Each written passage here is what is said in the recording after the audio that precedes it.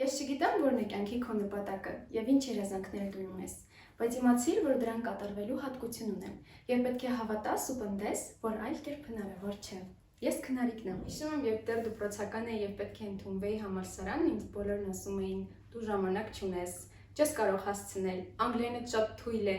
անգամ չգիտես։ Էլ ուր մնաց անգլերենի բանավոր ու գրավոր քննություն հանձնես։ Բայց շնորհիվ այդքան խիստ ու նվիրվող կրկնուսույցից եւ իմ աշխատասիրության ես ընդունվեցի համալսարան ու բարձր բալերով։ Ուղիղ 3 տարի առաջ 2017 թվականի սեպտեմբերի 1-ն էր, երբ ես ամենափոքր դպրոցներից մեկից միանգամից հայտնվեցի Բրյուսովի պետական համալսարանի լսարաններից մեկում։ Մի հսկայական հոսքում, որտեղ բոլորն անծանոթ էին, ամենուր շփոթված, ուրախ ու տխուր հայացքներ։ Եվ ես հասկացա, որ համալսարան ընդունվելը ոչ միայն կյանքի ձեռքբերում է, այլ նոր փուլ, որտեղ քեզ սպասում են բազում արտահրավերներ ու դժվարություններ։ Ես շատ հաղորդասեր մարդ եմ, սիրում եմ նոր ծանոթություններ, բացահայտել նոր տեսակներ եւ համալսարան ընդունվելու առաջին իսկ օրից իմը չէր մնալ հարմարավետության գոտում եւ սպասել մի անկյունում։ Իհարկե միշտ չէ, որ դրական լիցքեր կարող ես ստանալ նոր ծանոթություններից եւ մարդկանցից։ Շատ անգամներ հանդիպում ես այնպիսի մարդկանց, որոնք բացի արյան կարգից ոչ մի դրական բան չունեն։ Փոխարեն էներգետիկ վամպիրների պես խլում են քո ողջ էներգիան եւ բացասաբար ներգործում քեզ վրա։ Եվ հասկանում ես մի շատ կարևոր բան։ Մարդիկ, որոնց հետ անցկացնում ես այդքան թանկ ժամանակը, կառուցում կամ փշրում են երազանքներդ։ Պետք է գտնես քո մարդկանց։ Մարդիկ, որոնք ոչ թե քեզ անդադար ամեն օր մոտիվացիա կտան, այլ պարզապես ճիշտ կգնահատեն քո կարողությունները։ Դեռ առաջին կուրսի առաջին կիսամյակից ես անընդհատ փնտրտուքների մեջ էի։ Ինձ ինչ-որ բան ասես պակասում էր, ու չնայած ծավալուն նյութերին, բարդ դասախոսություններին ու երկար ճանապարհին, էներգիաս միշտ ավելանում էր, չգիտեմ էլ ինչպես։ Ու ես հասկացա, որ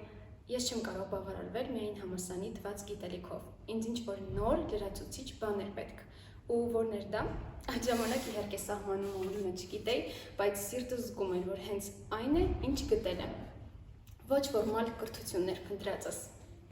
Կարևորելով անհատի սոցիալական ակտիվությունը, առաջին իսկ կուրսից սկսեցի մասնակցել համալսարանի ուսանողական խորհրդի ուսանողական գիտական ընկերության կողմից մի շարք ոչ ֆորմալ կրթական մշակութային ծրագրերի եւ այդպես բացահայտեցի ինձ համար մի ուրիշ աշխարհ, բոլորովին նոր ու հետաքրքիր, ու սկսվեց հաջողության իմ փոքրիկ ճանապարհը։ Համալսարանից կարիերայի կենտրոնը եւ Տիգրան Սահակյան հիմնադրամը հայտարարել էին էսեի մրցույթ։ Շատ պատահաբար տեսա եւ որոշեցի մասնակցել։ Դե հաղթեցի եւ մրցանակը $400 էր։ Ինձ համար անհավանական էր եւ անհավատալի էր, քանի որ մրցակցությունը շատ ուժեղ էր եւ չէի սպասում, անգամ մոռացել էի, բայց երբ ստացա պատասխանը, ես հարցրի ինձ. ինչու էիր վախենում քո հաջողությունից, փոխարենը պետք է հավատայիր նրան եւ դարձնեիր քո համար ընկերը։ Հասարակական ոլորտում ակտիվ գործունեությունը սկսել եմ բանավեճերից։ Երբևէ նկատել եք, որ անկախ առնվածքից, մասնագիտությունից վիճում են բոլորը հանգամանքների բերումով, բայց քչերն են այդ ընթացքում հետևում իրենց վարքագծին, խոսքի ռազմավարությանը, թիրախային գործելակերպին, իսկ բանավեճը այդ ամենի մասին է եւ դեռ ավելին։ Առաջին դպրոցը Եվրոպական միության եւ Ջինիշյան հիշատակի հիմնադրամի կողմից ֆինանսավորվող բանավեճ քննարկում փոփոխություն երկարաժամկետ ծրագիրներ, որի վերջին փուլը մրցութային էր եւ մենք ունեցանք հաղթանակ։ Ունեցանք նաեւ հեռուստաբանավեճեր, հաղթահարելով տեսախցիկի առջև վախն ու կոմպլեքսները, լի զվարճալի ու հետաքրքիր պահերով։ Այդ դպրոցն ավարտելուց հետո շարունակեցի մասնակցել ընդունվել թեմատիկ այլ ակումբներ եւ բանավեճերում ունեցած իմ փորձն ինձ օգնեց ավելի ճիշտ մտածել, ավելի տպավորիչ ու ազդեցիկ ելույթ ունենալ։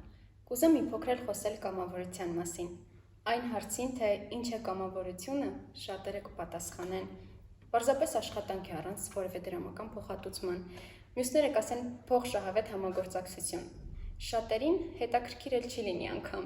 Ինձ համար կամավորությունը սրտի գործ է, այսինքն անշահախնդիր հանրօգուտ աշխատանք, որը պետք է միայն սրտով անես, ու զգաս ազատությունը, այսինքն անում ես այն, ինչ դու ես կամենում, եւ ձեռք ես բերում նոր ընկերներ, նոր կապեր, բացահայտում ես ինքդ քեզ, ինքնադրսևորվում, բա որ վերջում հավաստագիր ես ստանում որպես ապացույց քո աշխատանքի, ինչ հաճելի ու վեհ զգացողություն է։ Մինչդեռ շատերն ասում են չվարձատրվող աշխատանք է, էլի։ Ողջ խնդիրը ոչ թե երևույթի մեջ է, այլ թե մենք ինչպես ենք սահմանում ու ընկալում այդ երևույթը։ Չէ՞ որ շատ ժամանակ մեծ գործերը սկսվում են փոքրիկ քայլերից։ Անձնային աճիս մեծապես նպաստել է ներգրավվածությունս մի շարք հասարակական կազմակերպություններում, մասնավորապես Հայ առաջադեմ երիտասարդություն հասարակական կազմակերպությունում, որին մինչև օրս էլ մեծ սիրով անդամակցում եմ։ Տեղական ծրագրերին արդեն ծանոթ լինելով որոշեցի միջազգային փորձ ձեռք բերել եւ նպատակս էր մասնակցել արտերկրում ոչ ֆորմալ կրթական երիտասարդական ծրագրերի։ Դե ստացվեց եւ 1 տարում կարողացա ճանապարհորդել Եվրոպայի եւ Կովկասի 7 երկրներում եւ ավելի քան 15 քաղաքներում։ Մասնակցելով մի շարք կոնֆերանսների, տրեյնինգների, համաշխարհային միջազգային խորհրդաժողովների եւ ուսումնական այցերի։ Առաջին միջազգային ծրագիրը Erasmus+ փոխանակման կարճաժամկետ ծրագիրն էր Ֆրանսիայի Ստրասբուրգ քաղաքում։ Ծրագրի արդյունքում ձեռք բերեցի մի շարք գիտելիքներ շրջանային տնտեսության մասին, ձեռք բերեցի ընկերներ աշխարհի ավելի քան 30 երկրներից եւ այդպես ունեցա աննկարագրելի մշակութային կրթական փորձի փոխանակում։ Իսկ ինձ համար հասնել Ստրասբուրգ եւ չմտնել Եվրոխորհրդարան դա աններելի կլիներ, չէ՞ որ փոքրուց այդքան երազել էի։ Եվ ես հավատում էի վստահ էի, որ գալու էր այդ օրը։ Էական չէր ինչպես, բայց որ հաստատ գալու էր եւ իմ մուտքը Եվրոխորհրդարան ու ճանաչողական դասընթացը պետք է լիներ, դա իմ մտքերում անքննելի էր։ Ու մինչև հիմա այդ օրվա իմ ունեցած աննկարագրելի էմոցիաները պահված են ամուր մի դարակում, որ նոր խոստումների բանալին դառնան, քանի որ բոլոր նպատակները, որոնց հաջողվում է հասնել, կատարվում են ներշնչակի սակավաթիվ եւ հազվագյուտ պահերին միայն։ Դե ինչ խոսք, հաճելի է համատեղել ոչ ֆորմալ կրթությունը ֆորմալի հետ, բայց որքան հաճելի է կրկնակի եւ ավելի բարդ է։ Երբ ընկերներս ինձ հարցնում են, ո՞նց ես հասցնում, դե շատ հեշտ, քնում եմ 4 կամ 5 ժամ, իսկ համալսարանում շատ դասախոսների չի հետաքրքրում նախորդ օրը դու ինչով ես զբաղվել ու հասկանում ես մի շատ կարևոր բան, որ մարդիկ պարտավոր չեն քեզ հասկանալու, շատ ժամանակ չեն էլ կարող կամ չեն ուզում։ Ամեն բան կյանքում որոշում է, ինքներս ենք որոշում ինչպես սկսենք մեր օրը, ինչպես ավարտենք, ինչով զբաղվենք, իսկ եթե անում ես մի բան, կապ չունի աշխատում ես, սովորում, ստեղծագործում, թե երգում, պետք է քո գործն անես ողջ պատասխանատվությամբ եւ սիրով։ Միշտ չէ, որ կյանքը մատուցվում է սկուտեղով, կյանքի ամեն փուլում դու կարող ես հանդիպել հիասթափությունների եւ եթե նպատակիդ հասնելու համար չլինեն խոչընդոտներ, արգելքներ, մարդիկ, որոնք սպասում են քո ձախողմանը, երբ մեծ ուրախությամբ պատրաստ են փշրել ավազի հատիկներով կառուցած քո բուրգը, դու չես ունենա այն մղումները ու մոտիվացիան, որոնք քեզ կտանեն դեպի հաղթանակ։ Միայն թե մոտիվացիա չխնդրես ոչ մեկից, հավատարիմ մնա քո սկզբունքներին, եղիր ճարտարապետը քո մոտիվացիայի սխալներդ ընդունելու, շտկելու մարդ։ Պետք է պարզապես հավատաս, սեր ու իմաստ տնես ամեն ինչի մեջ, անգամ ավազահատիկի մեջ, ու եթե պետք է, համբերատար օվկիանոսը դատարկես շերեփով։